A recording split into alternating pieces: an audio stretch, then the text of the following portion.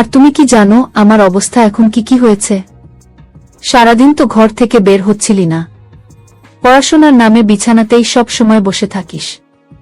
আমি মেয়েকে নিয়ে বাড়ির কোনো কাজও করাই না, তাহলে ওর এমন কি হয়েছে যে ওর হাঁটা চলাতেও অসুবিধা হচ্ছে? মেয়ে আমার কথার কোনো উত্তর না দিয়ে সেখান থেকে চলে গেল। শুধু ওর হাঁটা চলাই না, ওর ব্যবহারও কেমন যেন অনেকটা বদলে গেছে। ওর চাল চলন আমার কাছে ঠিক মনে হচ্ছে না, ওর হাবভাব আমার কাছে অদ্ভুত মনে হচ্ছিল। আমি এই সবই ভাবছিলাম, এমন সময় আমার স্বামী ঘর থেকে বাইরে এলো। আমি তাকে বললাম, তুমি রাতে মেয়ের ঘরে শুয়েছিলে কি? তখন সে বলতে লাগলো, হ্যাঁ, আমি ওকে পড়াতে পড়াতে কখন যেন ঘুমিয়ে পড়েছিলাম। এইসব বলতে বলতে সে অদ্ভুতভাবে হাই তুলল। আমি তাকে বললাম, আমি তো ভেবেছিলাম তুমি সকালে উঠে কাজে চলে গেছ, আর তোমার এরকম যুবতী মেয়ের ঘরে ঘুমানোর কি দরকার? তখন সে বলল, না, কাজে যায়নি, এখন যাব। আমার স্বামীর সকল আদব কায়দা আমি জানতাম, কিন্তু আজকে সে অদ্ভুত রকমের ব্যবহার করছিল। যেন মনে হচ্ছিল এই রাতটা তার খুব ভালো কেটেছে। আজকাল আমার মেয়েও কেমন জানি অদ্ভুত অদ্ভুত কথা বলতো।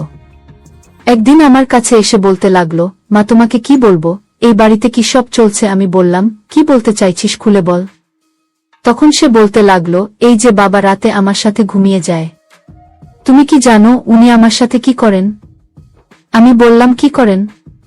তখন সে আমাকে এমন কথা শোনালো যেন আমার মাথায় আকাশ ভেঙে পড়ল। সে বলল, বাবা প্রতি রাতে বিছানায় আমার সাথে। আমার স্বামীর নাম শীতেন, তার বয়স আমার থেকে কম, তাই সবাই আমাকে বলতো, তুই এত যুবক আর হ্যান্ডসাম স্বামী কোথা থেকে পেয়েছিস? আমি বলতাম যে আমার কপাল ভালো, কিন্তু তোমাদের এত জ্বলছে কেন?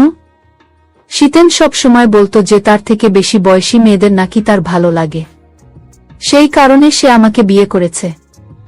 আমার জীবন তার সাথে খুব সুন্দরভাবেই চলছিল, ভালো ঘর সংসার, স্বামীও খুব ভালো। আর কি চাই, ওর এই ন্যাকামো ভালোই ছিল। মাসের শেষে বাড়িতে অনেক টাকা নিয়ে আসতো, আর আমার কাছে কিছু টাকা ছিল যেটা আমি ব্যাংকে জমা রেখেছিলাম। আমি মানুষের জামা কাপড় সেলাই করতাম, তাই আমার কাছে সব সময় কিছু টাকা পয়সা থাকত। আমার তিনটা মেয়ে, যাদের বয়সে 1 বছরের পার্থক্য, কিন্তু এখন বুঝতে পারা যায় না, কারণ এখন 3 জন মেয়েই যুবতী হয়ে উঠেছে। স্বামীর সাথে আমার সম্পর্ক খুব ভালো ছিল, পরিবারে আমরা সবাই খুব খুশি। সবাই বলতো, আনিকার তো লটারি লেগে গেছে। যদি সবার কপাল আনিকার মতো হতো। আমার নাম আনিকা, আমিও যুবতী এবং সুন্দরী। আমাকে ওই 3 জন যুবতী মেয়ের মা দেখে মনেই হতো না। আমার মেয়েগুলো আমার মতোই সুন্দরী হয়েছে, তাদের দেখে সব সময় আমার মন ভালো হয়ে যেত। আমি চাইতাম ওরা জীবনে প্রতিষ্ঠিত হোক, তাই তাদেরকে ভালোভাবে পড়াশোনা করাতাম যাতে তারা জীবনে প্রতিষ্ঠিত হতে পারে। শীতেন অনেক শিক্ষিত, তাই সেই ওই মেয়েদেরকে পড়াতো এবং তাদের পড়াশোনা দেখত। কিন্তু আজকাল বাড়িতে যে অবস্থা চলছে সেটা খুবই অন্যরকম। এক রাতে শীতেন হঠাৎ উঠে বলতে লাগলো, আমি যাই। আমি বললাম, কোথায়? তখন সে বলল, মেয়েদেরকে পড়াতে। আমি বললাম, রাতের এই সময় কেন? তখন সে বলল, আরে তুমি জানো না, ওদের টেস্ট পরীক্ষা চলছে। যারা পড়াশোনা করে তাদের কি দিন আর কি রাত, আর রাত জেগে পড়াশোনা করলে তবেই তো ভালো নম্বর পাওয়া যায়। তুমি তো জানো পড়াশোনায় এখন কি রকম কম্পিটিশন। তখন আমি বললাম, আচ্ছা তাহলে তাড়াতাড়ি ফিরে এসো। তখন সে বলতে লাগলো, কেন, আমাকে ছাড়া কি তোমার লাগে না? আমি বললাম, তোমাকে ছাড়া কিভাবে আমার মন ভালো থাকবে? তুমি তো আমার সব। আজকে দেখো আবহাওয়া কত ভালো, আর তুমি যাচ্ছ ওদের পড়াতে। তখনও বলতে লাগলো, ওদের পড়াশোনা করানোটা বেশি জরুরি। তবে তুমি চিন্তা করো না, আমাদের জন্য তো সারা জীবন পড়ে আছে। মাঝে মাঝে আমার খুব ভালো লাগে যে ও মেয়েদেরকে নিয়ে কত চিন্তা করে। ও বাড়ির সমস্ত কাজই করত আর আমাকেও খুশি রাখত। যদিও মেয়েদেরকে না পড়াতো তবুও কোনো অসুবিধা হতো না, কিন্তু আমার খুব ভালো লাগতো যে ও আমাদের সবাইকে নিয়ে কত চিন্তা করে। একদিন আমি যখন বাজারে যাচ্ছিলাম তখন আমার এক বান্ধবীর সাথে দেখা হলো। সে বলল, কি খবর রে আনিকা, কেমন আছিস? তুই আর তোর স্বামী কেমন আছেন? আমি বললাম, একদম ঠিক আছি, খুব সুন্দর জীবন কাটাচ্ছি ওর সাথে। ওর সাথে আমি খুব খুশি এবং আনন্দে আছি। এই কথা শুনে আমার বান্ধবী অবাক হয়ে বলল, আচ্ছা, তোর জীবন খুব সুন্দর কাটছে, কিন্তু আমি তো ভেবেছিলাম তুই ওর সাথে কখনো সুখী হতে পারবি না। আমি বললাম, হ্যাঁ, আমার মনে আছে তুই আমার বিয়ের দিন বিয়ে হওয়ার আগেই তুই শীতেনকে কোনো মেয়ের সাথে হাতে নাতে ধরেছিলি। কিন্তু দেখ, ছেলেদের বিয়ের আগে 100 মেয়েদের সাথে চক্কর থাকে, কিন্তু সেই সমস্ত মেয়েরা সাইড হয়ে যায়, আর ছেলেদের জন্য সেই সব হয় যাকে সে বিয়ে করে। শীতেন খুব সুন্দর হ্যান্ডসাম ছেলে, ওর পিছনে তো হাজারো মেয়ে পড়ে থাকবেই, কিন্তু বিয়ে তো ও আমাকেই করেছে। সব ছেলেরা এরকমই হয়, তুই এমন ছেলে কোথাও খুঁজে পাবি না যে খুব ভালো আর কখনো কোনো মেয়ের দিকে চোখ তুলে তাকায়নি। এটাও তো তোকে ভাবতে হবে, ওই যে ইংরেজিতে বলে না, অ্যাডজাস্ট করতে হয়। তখন সে বলতে লাগলো, হ্যাঁ, আমি খুব ভালোভাবেই জানতাম যে তুই ওই জাস্ট করে নিবি, কিন্তু এটা জানতাম না যে এত বছর ধরে ওর সাথে থাকতে পারবি। যাই হোক, খুব ভালো কথা, কেউ যদি নিজের সংসারে খুশি থাকে তাহলে খুব ভালো কথা, কিন্তু তোর বরের নজর খুব খারাপ, ওর নজর সব সময় এদিকে ওদিকে করে। আমি বললাম, আগে হয়তো ছিল, কিন্তু এখন আর নেই। এখন তো তার চোখে শুধু আমি আছি, আর এখন তো আমি তাকে আমার আঙুলে নাচাই। এ কথা বলে আমরা দুই বান্ধবী হাসতে শুরু করে দিলাম। সে বলল, এটা তো তাহলে খুব ভালো কথা, যদি তুমি এরকম করতে পারিস তাহলে জীবনে আর কি চাই। আচ্ছা ঠিক আছে, আমি আসছি, আমি ঘর বানাচ্ছি, তাই খুব ব্যস্ত আছি। আমি বললাম, যখন ঘর বানানো হয়ে যাবে তখন আমাকে বলিস, আমি তোর বাড়িতে তোর সাথে দেখা করতে আসব। সে বলল, তুই আসিস, কিন্তু তোর স্বামীকে নিয়ে আসিস না কিন্তু। আমি বললাম, এটা কেমন কথা, স্বামীকে নিয়ে আসব না কেন? তখন সে বলল, আমাকে ভুল বুঝিস না, কিন্তু আমার বাড়িতে আমার যুবতী মেয়ে আছে। আমি তাকে বললাম, এ কেমন কথা বলছিস? তুলি এই কথা হাসতে হাসতে বলল, তোর স্বামীর উপর তোর ভরসা আছে, কিন্তু আমার নেই। আমি জানি ও আমার সাথে মজা করছে, তাই আমি ওর কথায় খারাপ কিছু মনে করলাম না। আমি এটা মেনে নিয়েছি যে হ্যান্ডসাম ছেলেদের পেছনে যদি মেয়েরা পড়ে থাকে, সে দোষ সেই মেয়েদের ছেলের না। এখন তো এটা প্রতিদিন হতে লাগলো যে আমার স্বামী শীতেন মেয়েদের পড়ানোর বাহানায় যেত, আর সেখানেই রাতে থেকে যেত। আমি ওর অপেক্ষা করতে থাকতাম, যদিও সে বলে যেত আমি তাড়াতাড়ি আসব। এদিকে আমিও সারাদিন কাজ করতে করতে ক্লান্ত হয়ে থাকতাম, তাই বিছানায় শোয়ার সাথে সাথেই ঘুমিয়ে পড়তাম। সকালে ও মেয়েদের ঘর থেকে বের হতো, আমি তাকে জিজ্ঞেস করতাম, সারা রাত কি করলে তুমি? তখন সে বলতো, পড়াতে পড়াতে কখন যে ঘুম এসে গেছিল আর কখন সকাল হয়ে গেছে বুঝতেই পারিনি। আমি বললাম, তোমার এত ঘুম আসে কোথা থেকে? তখন সে বলতে লাগলো, আমি যুবক মানুষ, তার উপরে ক্লান্ত থাকি, তাই ঘুম চলে আসে। তখন আমি বললাম, আমি কোথায় বুড়ি হয়ে গেছি? তখন সে বলতে লাগলো, না না, তুমি তো আমার থেকেও বেশি যুবতী। আমার সঙ্গে শীতেন খুব সুন্দরভাবে কথা বলতো, এই কারণেই আমি ওর সামনে তেমন কিছু বলতে পারতাম না। আমি আমার মেয়ে তিশাকে লেংডিয়ে লেংডিয়ে হাঁটতে দেখলাম, এটা কোনো সাধারণ ব্যাপার না। তাই আমি ওকে জিজ্ঞেস করলাম, কি ব্যাপার, তুমি এভাবে হাঁটছিস কেন? তখন ও আমাকে বলতে লাগলো, কোনো ব্যাপারই না মা, আমি একদম ঠিক আছি। এ কথা বলে ও ঠিকভাবে হাঁটার চেষ্টা করতে লাগলো। তখন আমি ওকে বললাম, এখন আমি তোকে দেখে নিয়েছি, তাই তুই ভালোভাবে হাঁটছিস আর আমাকে বলছিস আমি ঠিক আছি। কি সমস্যা হয়েছে তোর? তখন ও বলতে লাগলো, কোনো সমস্যা নেই। ও আমার দিকে তাকিয়ে কথা বলতে পারছিল না, হয়তো আমার কাছ থেকে কিছু একটা লুকোতে চাইছে। একদিন আমার 3 মেয়ে আমার কাছে এসে বসে বলতে লাগলো, মা, আমরা এতদিন খেয়াল করিনি, কিন্তু তুমি আমাদের জন্য অনেক কিছু ত্যাগ করেছ। আমরা তোমাকে খুব ভালোবাসি আর তোমাকে আমাদের খুব ভালো লাগে। আমি ওদের মাথায় হাত বুলিয়ে দিয়ে বললাম, আজ তোদের কি হয়েছে? তোরা সবাই একসাথে আমার কাছে এসে বসেছিস, কারণ কি? ওরা বলতে লাগলো, মা, আমরা অনুভব করতে পেরেছি যে তুমি খুব ভালো মানুষ, তুমি সব সময় নিজের কথা না ভেবে আমাদের কথাই চিন্তা করো। আমি বললাম, এটা কোনো বিশেষ ব্যাপার না, সব মায়েরাই এরকম হয়, কিন্তু আজ তোদের কি হয়েছে? এটা বলার পরেই এটা দেখে আমি অবাক হয়ে গেলাম যে ওরা 3 জনেই কান্না করতে শুরু করেছে। কিন্তু যখনই শীতেন সেখানে এলো, ওরা 3 জন তাকে দেখেই তাড়াতাড়ি করে নিজের চোখের জল মুছল। আমি তাকে বললাম, দেখেছ আজ মেয়েরা কিভাবে কান্না করছে? জানি না এদের কি হয়েছে, মনে হয় এরা তিনজনে কোনো কষ্টের সিনেমা দেখেছে। আমার কথা শুনে শীতেন হেসে বলল, সিনেমা তো দেখেনি, কিন্তু মনে হয় এদের মাথা খারাপ হয়ে গেছে। এরপরে সে মেয়েদেরকে বকাঝকা করতে শুরু করল। আমি বললাম, তুমি রেগে যাচ্ছ কেন? তখনও বলতে লাগলো, এই কারণে যে আজকের তিশার জন্মদিন, আর ওরা বাড়ির পরিবেশ এই রকম করে রেখেছে। এই কথা শুনে আমি হতভম্ব হয়ে গেলাম। আজকে তো সত্যি ওর জন্মদিন, আর ও নিজের জন্মদিন খুব আনন্দের সহিত কাটাত, কিন্তু এইবার ভুলে গেল কিভাবে? আর আমিও ভুলে গেলাম কিভাবে? শীতেন বলল, আমি কিন্তু বলিনি। এরপর শীতেন একটা কেক আমাদের দিকে এগিয়ে দিল আর বলল, চলো কেক কাটি। যখন সে সবার ব্যাপারে এভাবে খেয়াল রাখত, তখন আমার খুব ভালো লাগত। আমি মনে মনে ভাবলাম, আজকে আমরা একে অপরের সাথে খুব সুন্দর সময় কাটাবো। কিন্তু আমি অপেক্ষা করতে থাকলাম, আর ও মেয়েদের ঘরে চলে গেল। আমি ওকে বললাম, মেয়েদের টেস্ট কবে শেষ হবে? যেটা আমাকে আমার স্বামীর থেকে দূরে সরিয়ে দিয়েছে। আমার স্বামী বলতে লাগলো, টেস্ট তো শেষ হয়ে গেছে, কিন্তু এখন আগের পড়াশোনা আরো কঠিন, কারণ ওদেরকে ফাইনাল পরীক্ষার জন্য তৈরি হতে হবে। তাই কিছুটা ত্যাগ স্বীকার তো করতেই হবে। একদিন কথায় কথায় এই কথা আমার বান্ধবীকে বললাম। ওর বাড়ি তৈরি হয়ে গেছিল আর আমি ওর ঘর দেখতে গেছিলাম। ও বলতে লাগলো, তোর এরকম মনে হচ্ছে না তো যে তোর স্বামী তোর থেকে বেশি মেয়েদেরকে ভালোবাসে? আমি ওকে জিজ্ঞেস করলাম, এটা তো সবাই জানে যে ছেলেরা তাদের সন্তানকে বেশি ভালোবাসে, কিন্তু তোর কি মনে হয়? তখনও বলতে লাগলো, এটা একটু অদ্ভুত। এমন কিছু তো অবশ্যই হচ্ছে যেটা তুই দেখতে পাচ্ছিস না। চোখ বন্ধ করে আছিস, তোর বাড়িতে যুবতী মেয়েরা আছে, তোকে সব সময় ওদের দিকে নজর রাখা উচিত।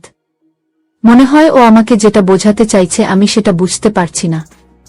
আমি ভাবলাম যে এটা বলতে চাইছে যে মেয়েদের দিকে ভালো করে নজর রাখিস, কিন্তু এরপর যা হলো সেটা খুবই অদ্ভুত। একদিন তিশার শরীর হঠাৎ খুব খারাপ হয়ে গেল। আমি ওকে জিজ্ঞেস করলাম, কি হয়েছে তিশা? তখন ও বলল, মনে হয় আমি উল্টোপাল্টা জিনিস খেয়ে নিয়েছি, তাই আমার পেটে খুব ব্যথা হচ্ছে আর বমিও পাচ্ছে। আমি ওকে বললাম, চল তোকে ডাক্তারের কাছে নিয়ে যাই। তখন ও বলতে লাগলো, না না, লেবু জল খেলে সব ঠিক হয়ে যাবে। ডাক্তারের কাছে যেতে আমার মন চাইছে না। আমি বললাম, অসুস্থ রোগীর কি মন চায় ডাক্তারের কাছে যাওয়ার? কিন্তু শরীর বেশি খারাপ হয়ে গেলে তখন কি হবে? শীতেন সেখানে এলে আমি আতঙ্কিত হয়ে তাকে বললাম, এর শরীর খুব খারাপ, কিন্তু ডাক্তারের কাছে যেতে চাইছে না। সে বলল, এতটাও খারাপ হয়নি, পড়াশোনার টেনশনের কারণে এসব হয়েছে, ঠিক হয়ে যাবে। তুমি অযথা চিন্তা করো না তো। আগে পরে তো শীতেন মেয়েদেরকে নিয়ে খুব চিন্তা করত, কিন্তু আজকে এমন ভাবে কথা বলছে যেন ওর কোনো চিন্তাই নেই। ও বলল, চিন্তা করো না, কিছুক্ষণ পরে ঠিক হয়ে যাবে। তুমি চলো, আমাকে খেতে দাও, আমার খুব খিদে পেয়েছে। শীতেন সব সময় মেয়েদের খুব খেয়াল রাখত, কিন্তু আজকে ওর এই কথা শুনে আমি হতভম্ব হয়ে গেলাম। আজকে কেন ওর তিশার জন্য কোনো চিন্তাই নেই? তিশার শরীর সত্যিই কিছু সময় পরে ঠিক হয়ে গেল। আমি যখন ওর জন্য আদা চা বানিয়ে নিয়ে ঘরের দিকে গেলাম, তখন ভিতরে বসা আমার মেয়েদের কথা শুনে আমি দরজাতেই দাঁড়িয়ে গেলাম। ওরা বলছিল, ভগবান যেন একে কুত্তার মতো করে মৃত্যু দেয়া, এ যেন মরার পরেও শান্তি না পায়, শ্মশানে নিয়ে যাওয়ার লোকও যেন না থাকে। এত জঘন্য মানুষ আমরা আমাদের জীবনেও দেখিনি। আরে আমাদের মায়ের মাথাও খারাপ করে রেখেছে। ওদের কথা শুনে আমি হতবাক হয়ে গেলাম। এরা কার ব্যাপারে এসব কথা বলছে? তখন আমার ছোট মেয়ে বলল, ওর কথা ছেড়ে নিজের কথা ভাবো। তিশা বলল, মা যদি এই কথা জেনে যায় তাহলে তো সে জীবিত অবস্থাতেই মরে যাবে। মন তো চায় আমি আত্মহত্যা করে নিই। এ কথা শুনে আমি মনে মনে ভাবলাম, সোজা ভিতরে চলে যাব আর এদেরকে জিজ্ঞেস করব এরা কি কথা বলছে। কিন্তু তার আগেই শীতেন আমাকে ডাক দিল। আমি ওর কাছে গিয়ে বললাম, আমাদের মেয়েরা কেমন অদ্ভুত অদ্ভুত কথা বলছে। জানি না ওরা কাকে সাপ সাপান্ত করছিল। আমার মনে হচ্ছে তিশা আমাদের কাছে কিছু লুকোচ্ছে। আমি এইসব কথা বলছিলাম, হঠাৎ শীতেন আমাকে একটা গিফট দিয়ে বলল, তুমি ওদের কথা ছেড়ে আমার দিকে তাকাও। আজকে ওর মন খুব ভালো। ওর মিষ্টি মিষ্টি কথায় আমি মেয়েদের কথা ভুলে গেলাম। কিন্তু সকালে খুব বড় বিপদ এসে পড়ল। তিশা আবার অজ্ঞান হয়ে গেছে, আর ওর জ্ঞান ফিরছিল না। এখন তো ওকে ডাক্তারের কাছে নিয়ে যেতেই হবে। কিন্তু শীতেন এখনো বলছিল ডাক্তারের কাছে নেওয়ার কোনো প্রয়োজন নেই, একটু পরেই তিশা ঠিক হয়ে যাবে। আমি ওকে বললাম, এটা কিভাবে হয়? মেয়ের জ্ঞান ফিরছে না আর তুমি কি সব বলছো? এক প্রকার জোর করেই ওকে ডাক্তারের কাছে নিয়ে গেলাম। ডাক্তার ওর কিছু টেস্ট করে তারপরে বাড়ি পাঠিয়ে দিলেন আর বললেন, একে খুব দুর্বল মনে হচ্ছে, ঠিক করে তাকে ভালো ভালো খাবার খাওয়ান। টেস্টের রিপোর্ট আমি ফোন করে আপনাদের জানিয়ে দেব। পরের দিন ডাক্তারের ফোন এলো আর তারপরে তো যেন আমাদের সবার জীবন পুরো বদলে গেল। ডাক্তারের কথাও সে রকমই ছিল। ডাক্তারের কথা শেষ হলেই আমি ফোন রেখে তিশার ঘরে গিয়ে ওকে বললাম, এই দিন দেখার জন্য তোকে পড়াশোনা করিয়েছি, তোমাকে স্বাধীনতা দিয়েছিলাম যাতে তুই এইসব করতে পারিস। বাকি সবাই অবাক হয়ে আমার দিকে তাকিয়ে রইল, কিন্তু তিশা জানত যে আমি কি বলতে চাইছি। ও ওর মাথা নিচু করে নিল, কেননা ডাক্তার আমাকে বলেছিল যে আপনার মেয়ে মা হতে চলেছে, আর ও নিজের বাচ্চাকে নষ্ট করার জন্য কোনো একটা ওষুধ খেয়েছে, যার কারণে ওর অবস্থা এত খারাপ হয়ে গিয়েছিল। কিন্তু বাচ্চা ঠিক আছে, তার কিছুই হয়নি। তিশা কান্না করতে শুরু করে দিল। আমি ওকে বললাম, বলো এসব কে করেছে তোমার? তখনও বলল, সবকিছু বলছি, আগে তোমার ঘরে চলো বলেই ও আমাকে নিজের ঘরে নিয়ে এলো। এখানে এসেও আমাকে একটা অন্য গল্প শোনালো ও বলল, এইসব আমার ভুলের কারণেই হয়েছে। আমি বললাম, এটা কেমন কথা? শুধু তোরই দোষ, অন্য কারো দোষ নেই। বল আমাকে কে সেই ছেলে, ওর সাথেই তোর বিয়ে দেব। তখন তিশা বলতে লাগলো, সে তো কখনোই বিয়ে করবে না, আর সে এই দেশে নেই, এই ব্যাপারটা এখানে শেষ করো। আমি বললাম, এখন এই ব্যাপারটা এভাবে শেষ হবে না। তখনও বলতে লাগলো, এটা শুধুমাত্র আমার ভুল, আমাকে যে শাস্তি দিতে চাও দাও, আমার কোনোই আপত্তি নেই। চাইলে আমার পড়াশোনা ছাড়িয়ে দিয়ে আমাকে ঘরে বসিয়ে রাখো, আর চাইলে কোনো বুড়োর সাথে আমার বিয়ে দিয়ে দাও। যদিও আমি ওকে বলেছিলাম আর ওকে নিয়ে খুব চিন্তায় ছিলাম, কিন্তু ওর কথা শুনে আমার মনে হলো যে এটাতে ও আমার থেকেও বেশি টেনশনে আছে। আমার মেয়ে হাউমাউ করে কান্না করতে করতে অজ্ঞান হয়ে গেল। ওর এই অবস্থা দেখে ওর উপরে আমার রাগ কমে গেল আর ওকে নিয়ে চিন্তা হতে লাগলো। এবার তো ওর জ্ঞান ফিরছিল না। আমরা ওকে আবার সেই ডক্টরের কাছে নিয়ে গেলাম। ডাক্তার বললেন, আপনার মেয়ে যে ওষুধ খেয়েছিল হয়তো তার ইফেক্ট এখনো আছে। এরপরে ওর অবস্থা ধীরে ধীরে একটু ভালো হলো, কিন্তু ওর পেটে যে বাচ্চা ছিল সে আর এই দুনিয়াতে নেই। জানি না এই ব্যাপারটা ভালো নাকি খারাপ। আমি ওকে বারবার জিজ্ঞেস করছিলাম, এই পাপটা কার? কিন্তু ও কিছুতেই বলছিল না। মনে হয় কোনো একটা বড় সড় ব্যাপার আছে যার কারণে ওর নিজের মুখে তালা মেরেছিল। তিশা তো আমার খুব ভালো মেয়ে ছিল, ওর পড়াশোনায় ও খুব ভালো ছিল, তাই ওর এসব দিকে আমি কোনো নজর দিতাম না। ও সবার থেকে বড় সুন্দরী আর বুদ্ধিমানও ছিল, তাহলে ওইসব কিভাবে করতে পারল? আমি খুব চিন্তিত ছিলাম। যখন রাত হলো তখন আমার স্বামী ঘরে এলো, আর এসেই আমার গায়ে হাত তুলতে লাগলো। সে আমাকে খুব বাজেভাবে মারতে লাগলো। আমি খুব চিৎকার করতে লাগলাম, কিন্তু আমাকে বাঁচাতে কেউ এগিয়ে এলো না। সে আমাকে বলেছিল, আমি তোমাকে ছাড়ব না। আমি ভাবছি যে আমি কি এমন দোষ করেছি, কিন্তু সে থামার কোনো নামই নিচ্ছিল না। সে মেরে মেরে আমার অবস্থা খুব খারাপ করে দিয়েছে। হঠাৎ আমি চিৎকার করে উঠলাম। তখন আমি দেখলাম শীতেন পাশে ঘুমিয়ে আছে, আর এটা একটা স্বপ্ন ছিল। ও জেগে উঠে আমাকে বলল, কি হয়েছে তোমার? আমি ওকে বললাম, আমি খুব বাজে একটা স্বপ্ন দেখেছি। সে আমাকে বলল, তোমার এখনো এই ধরনের স্বপ্ন আসে? তুমি এইসব কথা ভুলে যাচ্ছ না কেন? আমি ওকে বললাম, যখন আমি খুব চিন্তিত থাকি তখন আমার এই ধরনের স্বপ্ন আসে। তুমিও কি এসব চিন্তা করতে থাকো, তাই না? আমাদের বাড়িতেও কি কম সমস্যা? তিশা এত বড় কাণ্ড ঘটালো কিভাবে? শীতেন বলল, আমি এসব নিয়ে কিছু ভাবছি না, কারণ আজকাল এসব খুব হচ্ছে। এখন তুমি শুধু ভগবানকে ধন্যবাদ দাও যে এটা এখানেই শেষ হয়ে গেছে। আমি তার অবস্থা এখন আগের থেকে অনেক ভালো লক্ষ্য করছি, আর সেই ঘটনাটা শেষ হয়ে গেছে। না হলে আমরা কাউকে মুখ দেখানোর অবস্থায় থাকতাম না। আমি বললাম, এখন আমরা কি এমন মুখ দেখানোর অবস্থায় আছি? যদি জানতে পারতাম এই সব কিছুর জন্য কে দায়ী তাহলেই খুশি হতাম। শীতেন বলল, যদি জানতে পারো তাহলে কি হতো?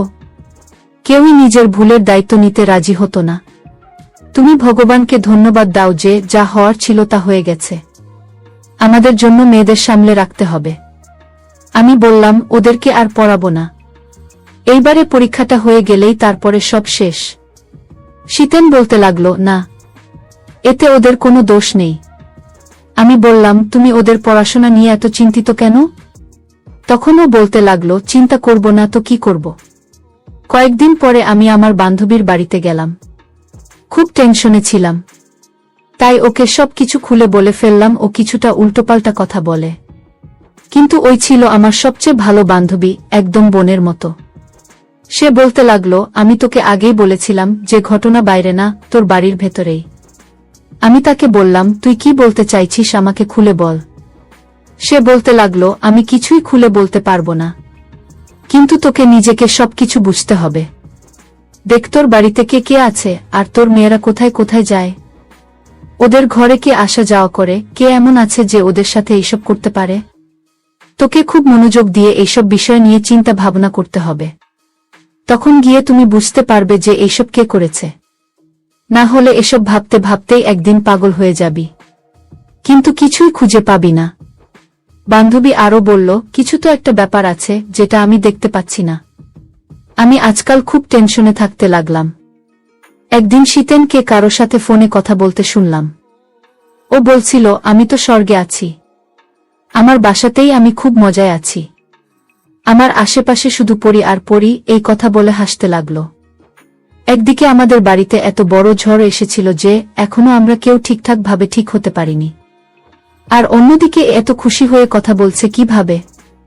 ও আরো বলতে লাগল, মেয়েদের থেকে মজাদার কিছুই হয় না, আর আমার স্ত্রী এর থেকে বড় পাগলি তো কেউ হতেই পারে না।